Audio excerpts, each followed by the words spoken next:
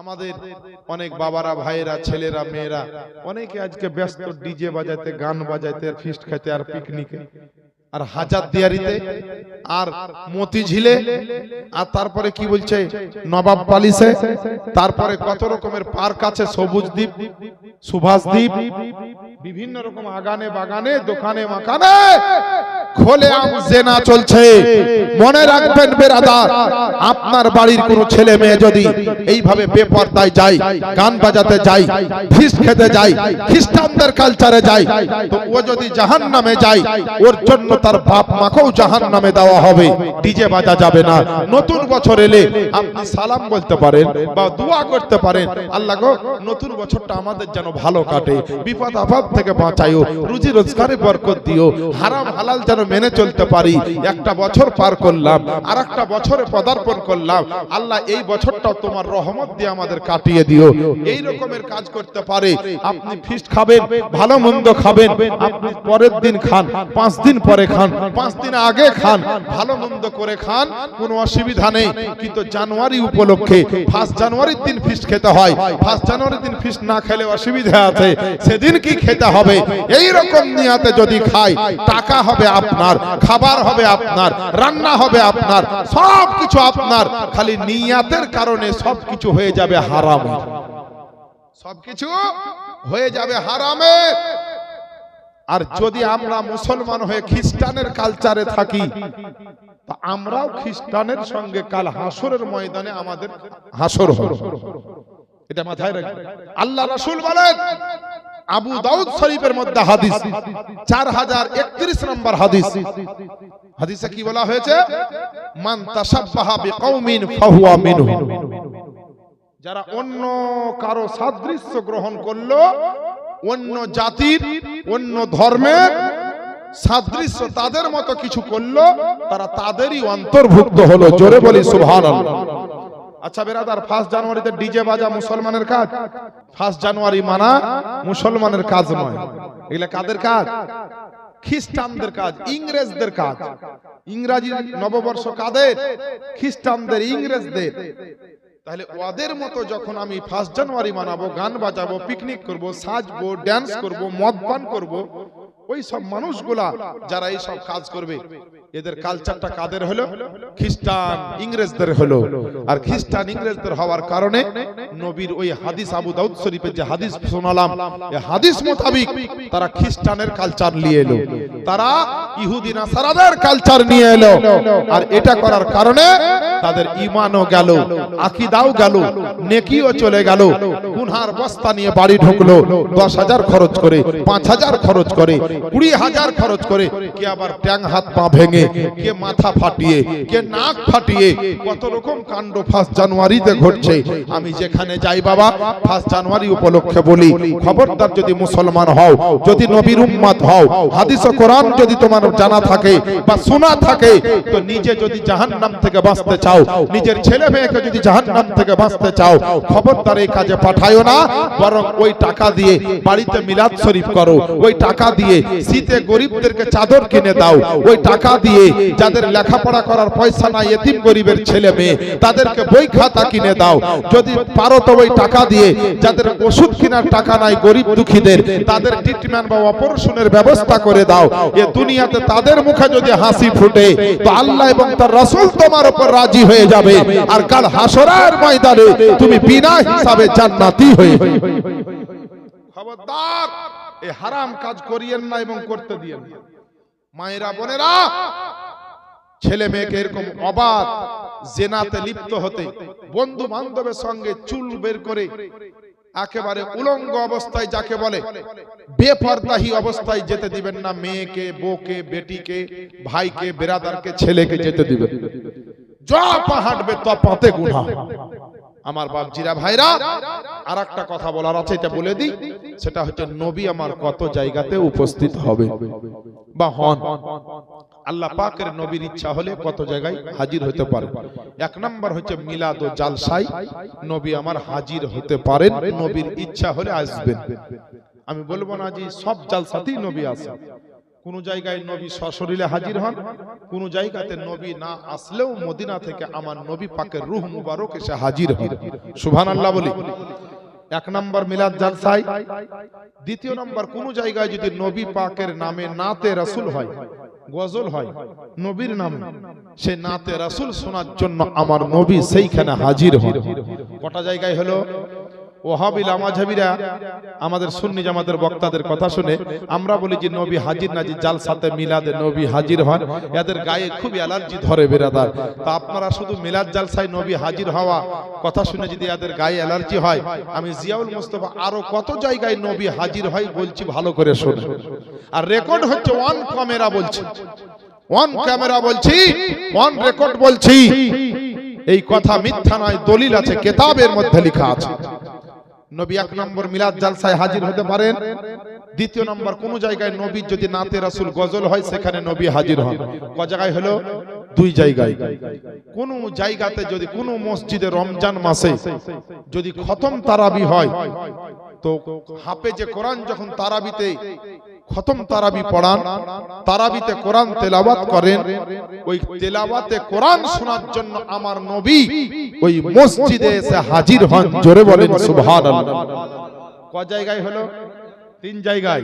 আর একটা জায়গায় শোনেন, দুনিয়ায় কোন ঈমানদার আল্লাহর উপরে 100% ঈমান রেখে, নবীর উপরে ঈমান রেখে, মানে অ্যাকচুয়ালি একটা খাঁটি মুসলমান, নবীর আশিক প্রেমিক, নবীর দিওয়ানা যদি মারা যায়, তো যখন ওই নবীর গোলামের জানাজা হবে, তো জানাজার ময়দানে আমার দয়ার নবী, উম্মতের নবী, সারা কুল কায়নাতের নবী সেই জায়গাতে হাজির হন। ক জায়গায় হলো? চার জায়গায়। আর একটা জায়গায়। আর যে কোনো মুসলমান যখন মারা যায়, যখন তাকে কবরে শুইয়ে দিয়ে সবাই চলে আসে, কেউ থাকে না, সেই সময় অন্ধকার কবরে তানহাই অবস্থায় কলেজা কেঁপে যায় ভয়ে, থরথর করে কাঁপে, কেউ নাই, বাপ ভাই আত্মীয় স্বজন বন্ধু বেরাদার। আল্লাহর ফেরেশতা এসে যখন সওয়াল করবে, সেই সময়তে দয়ার নবী, মায়ার নবী, উম্মতের নবী, আশিকদের নবী, জিন্দা নবী, হায়াতুন নবী ওই মুমিন মুসলমানের কবরে এসে হাজির হন। জোরে বলি সুবহানাল্লাহ। তাহলে নবী ক জায়গায় হাজির হয় শুনলেন? 5 জায়গায়। কোন জায়গায় নবী সশরীরে হাজির হন, কোন জায়গায় আমার নবী মুস্তাফার রূহ মুবারক হাজির হন। আমার বাপজিরা ভাইরা, আমরা আহলে সুন্নাত ওয়া জামাতের লোক তথা মাসলাকে আলা হযরতের লোক, আমরা যে নবীকে পেয়েছি, এই নবীর জন্য সারা কুল কায়নাতে আল্লাহ পাক সবকিছু তৈরি করেছেন। বলবেন কেন? আজকে যেদিকে তাকাবেন যত রকম আল্লাহ পাকের নিয়ামত আপনি দেখতে পাবেন, সমস্ত নিয়ামত আমার নবীর ওসিলায় আমরা পেয়েছি। আজ যদি নামাজ দেখেন তো নবীর ওসিলায় নামাজ পেয়েছি, রোজা যদি পেয়েছি নবীর জন্য পেয়েছি, হজ যাকাত যদি পেয়েছি নবীর জন্য পেয়েছি, দিন ও দুনিয়া যদি পেয়েছি নবীর জন্য পেয়েছি, পিতা মাতা যদি পেয়েছি নবীর জন্য পেয়েছি, দুনিয়াতে যদি ইমামত ও খেলাফত পেয়েছি নবী মুস্তাফার জন্য পেয়েছি। এক কথাই বেরাদার, যদি পূর্ব থেকে পশ্চিম পর্যন্ত, উত্তর থেকে দক্ষিণ পর্যন্ত আপনি যদি সমস্ত জায়গা পর্যবেক্ষণ করে দেখেন, কসম খোদার করে বলি, সমস্ত কিছু যা পেয়েছেন আমার নবীর জন্য পেয়েছেন। কারণ বেরাদার, নবীর জন্য এই কারণে পেয়েছি যে নবী যদি না হতেন তো এইগুলা কিছুই হতো না। রহমত পেয়েছেন নবীর জন্য, কুল কায়নাত পেয়েছেন তো নবীর জন্য, সব কিছু আপনি পেয়েছেন আমার নবীর জন্য, আর হয়েছে শুধু নবীর জন্য। নবী যদি না হতেন তো জগতে কিছুই হতো না। এর জন্য বেরাদার, আমার সরকারে আলা হযরত আজিমুল বরকত, আকায়ে নিয়ামত, দরিয়ায়ে রহমত, কানজুল কারামত, ইমামে ইশক ও মোহাব্বত, কলম সম্রাট, বেরেলির সরতাজ ইমাম আহমদ রাজা কলম চালিয়ে লিখতেছেন যে জমিন ও জামা तुम्हारे लिए, मकीन ও मका तुम्हारे लिए, चुनी व चुना तुम्हारे लिए, बने दो जहां तुम्हारे लिए, मुंह में ज़बा तुम्हारे लिए, चांद की रोशनी तुम्हारे लिए, सूरज की किरण तुम्हारे लिए। या रसूल अल्लाह, हम आए यहाँ तो तुम्हारे लिए, उठे भी वहाँ तो तुम्हारे लिए। अरे तकबीर, नारे तकबीर, अल्लाहु अकबर। नारे रिसालत, या रसूल। नारे रिसालत, मसला के आला हजरत, जिंदाबाद। नारे तकबीर। আল্লাহু আকবার। বিরাদার, সারা পৃথিবীর জমিনে যেখানে যা দেখছেন আমার মুস্তাফার সাদকাতেই দেখছেন, আমার নবীর জন্য দেখছেন। আজ নবী বলেছেন, যেই জায়গায় হাদিস ও কোরআনের আল্লাহ এবং রাসূলের আলোচনা হয়, ওই জায়গায় বসে থাকা কত ফজিলতের কাজ জানেন? তিরমিজি শরীফের মধ্যে হাদিসটি বর্ণিত হয়েছে। আল্লাহ রাসূল বলেন, তাদারাসুল ইলমি সাআতাম মিনাল লাইলি খায়রুম মিন ইহইয়াইহা। অর্থাৎ যেই জায়গায় জ্ঞান নিয়ে, হাদিস নিয়ে, কোরআন নিয়ে, আল্লাহ নিয়ে, রাসূল নিয়ে আলোচনা হয়, অর্থাৎ বিশেষ করে জ্ঞান নিয়ে আলোচনা হয়, ওই জায়গায় কিছুক্ষণ বসে থাকা মানে সারা রাত্রি জেগে নফল পড়ার চাইতে উত্তম হয়ে যায়। সারা রাত্রি জেগে নফল নামাজ পড়ে না, যতটা নেকি হবে তার চাইতে বেশি যেখানে জ্ঞান চর্চা হবে সেখানে। আমের বাগান দেখেছেন, জামের বাগান দেখেছেন, লিচুর বাগান দেখেছেন, কলার বাগান দেখেছেন, বহু বাগানে বসেছেন, কিন্তু আজকে যারা কষ্ট করে বসে আছেন তারা লিচুর বাগানে নয়, আমের বাগানে নয়, জামের বাগানে নয়, বাঁশ বাগানে নয়, নিজের বাগানে নয়, সরকারি বাগানে নয়, পরের বাগানে নয়, আপনারা বসে আছেন আল্লাহর দেওয়া জান্নাতি বাগানে। আমার বাপজিরা ভাইরা, আমার নবী হচ্ছেন নূরের নবী। আমার নবীর নূর যদি না চমকাতো তো সারা বিশ্ব জগতে কোথাও কিছু চমকাতো না। বলবেন নূরে, নবীর নূরে সবাই চমকেছে।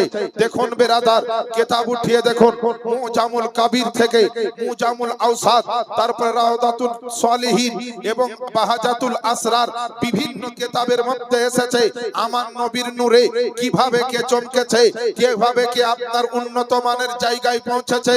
তো যদি আপনার দেখা যায় তো আবু বকর সিদ্দিকের সাদাকাত চমকেছে, তো মুস্তাফার নূরে চমকেছে, উমারে ফারুকের আদালত চমকেছে, তো নবী মুস্তাফার নূরে চমকেছে, উসমান গনির সাখাওয়াত চমকেছে, তো নবী মুস্তাফার নূরে চমকেছে, আলী মুর্তজার সুজাআত চমকেছে, তো নবী মুস্তাফার নূরে চমকেছে, মা ফাতেমার তাহারাত চমকেছে, তো নবী মুস্তাফার নূরে চমকেছে, ইমামে হোসাইনের শাহাদাত চমকেছে, তো নবী মুস্তাফার নূরে চমকেছে, ইমামে আজমের আপনার ইমামাত চমকেছে, তো নবী মুস্তাফার নূরে চমকেছে, গাউসে পাকের আপনার কারামাত চমকেছে, তো নবী মুস্তাফার নূরে চমকেছে, খাজা পাকের বেলায়াত চমকেছে, তো নবী মুস্তাফার নূরে চমকেছে, ইমামে আহমদ রাজার মুজাদ্দিদিয়াত চমকেছে, তো নবী মুস্তাফার নূরে চমকেছে, মুফতি আজম হিন্দের তাকওয়া চমকেছে, তো নবী মুস্তাফার নূরে চমকেছে, তাজুস শরিয়ার ফতোয়া চমকেছে, তো মুস্তাফার নূরে চমকেছে, আজকে জামালে মিল্লাত চমকেছে,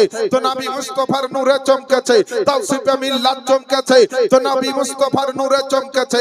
কারো যদি ইমাম চমকেছে তো নবীর নূরে চমকেছে, কারো যদি সালাত চমকেছে তো নবীর নূরে চমকেছে, কারো যদি তেলাওয়াত চমকেছে তো নবীর নূরে চমকেছে, কারো মসজিদ ও মাদ্রাসা যদি চমকেছে তো নবী মুস্তাফার নূরে চমকেছে, পূর্ব থেকে পশ্চিম যদি চমকেছে নবীর নূরে চমকেছে, আজকে উত্তর থেকে দক্ষিণ চমকেছে, নবী মুস্তাফার নূরে চমকেছে।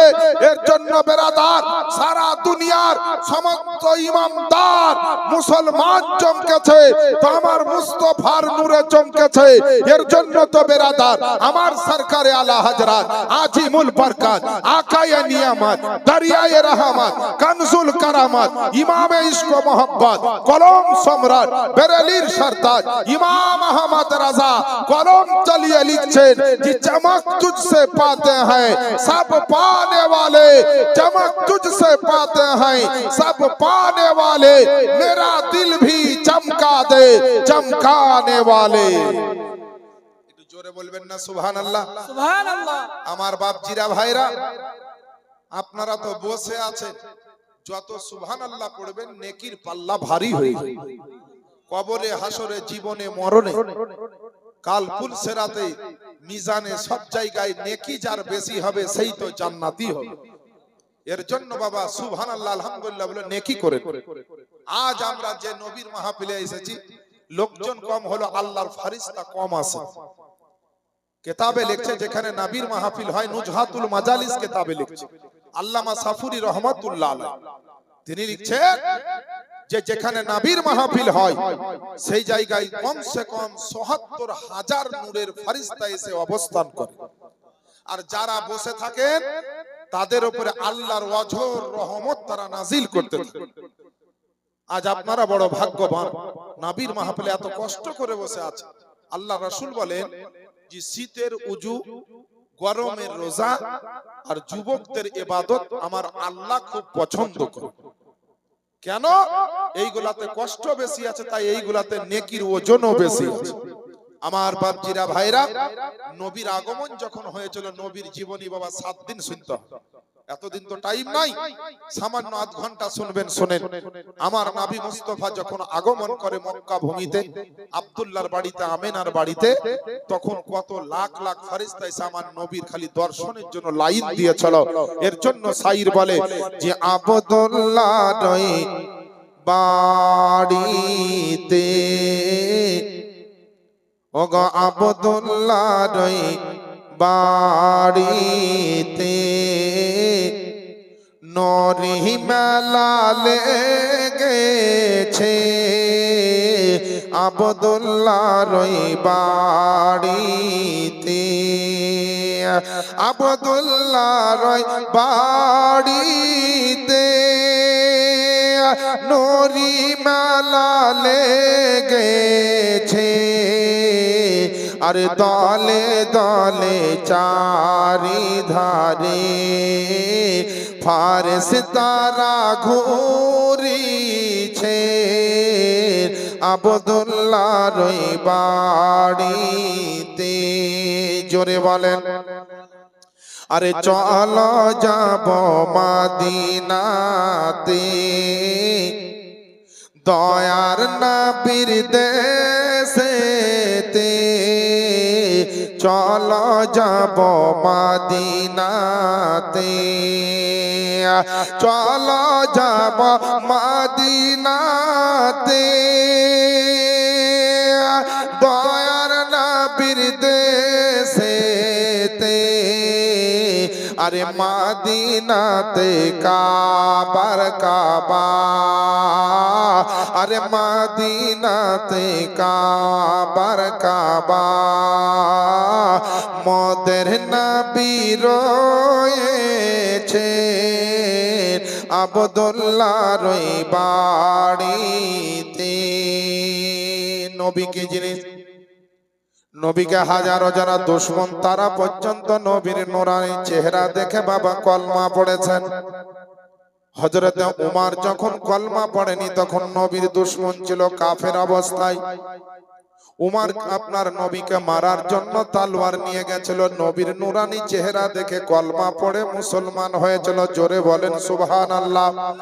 এর জন্য তো আমার শাইর বলে, উমর ইবনে খাত্তাব চলে নবীজিকে মারিব বলে, উমর ইবনে খাত্তাব চলে, উমর ইবনে খাত্তাব চলে নবীজিকে মারিব বলে। আর দেখে নবীর নূরি চেহারা, আর দেখে নবীর নূরি চেহারা, উমর কলমা পড়েছে, আব্দুল্লাহর বাড়িতে। তুমি মানলে মানো, না মানলে মন মানো না। আরে আশিকের আসল জান্নাত সোনার মদিনা। একটু জোরে বলেন তো সুবহানাল্লাহ। হ্যাঁ, তুমি মানলে মানো, না মানলে মন মানো না। আশিকেরি আসল জান্নাত সোনার মদিনা আশিকেরি আসল জান্নাত সোনার মদিনা আশিক হৃদয়ে যত ইশকেরি জ্বালা দূর করিতে পারে ওই মদিনাওয়ালা নবীর মহব্বতে ইশকের যাদের জ্বালা উঠেছে এই জ্বালা কেউ মিটাতে পারবে না একমাত্র আমার নবী ছাড়া তাই বলছে আশিক হৃদয়ে যত ইশকেরি জ্বালা দূর করিতে পারে ওই মদিনাওয়ালা তাই মদিনা মদিনা করে তাই মদিনা মদিনা করে হয়ে যাও ফানা আশিকেরি আসল জান্নাত সোনার মদিনা আশিকেরি আসল জান্নাত সোনার মদিনা নবীর কি দাম দেখেন যখন নবী মক্কায় ছিলেন মদিনা যান তো মদিনার জায়গাটা ভয়ঙ্কর জায়গা ছিল বালা মুসিবতের খালি অসুখ বিসুখে মানুষ পড়ে থাকতো আর নবী যখন মদিনায় গেলেন তো ওই মদিনার দাম নবীর কারণে কত হলো জানেন বলবো শুনতে হলে একটু জোরে বলতে হবে সুবহানাল্লাহ সাইর বলছেন কি এক সময় ছিল মদিনা এক সময় ছিল মদিনা অলখনের ভূমি আরে নাবির ছোঁয়ায় হলো আর সের চেয়ে দামি নবী যেথায় আছেন শুয়ে জান্নাতের টুকরা বলে নবী যেথায় আছেন শুয়ে জান্নাতের টুকরা বলে করলেন ঘোষণা আশিকের আসল জান্নাত সোনার মদিনা তুমি মানলে মানো না মানলে মন মানো না আশিকের আসল জান্নাত সোনার মদিনা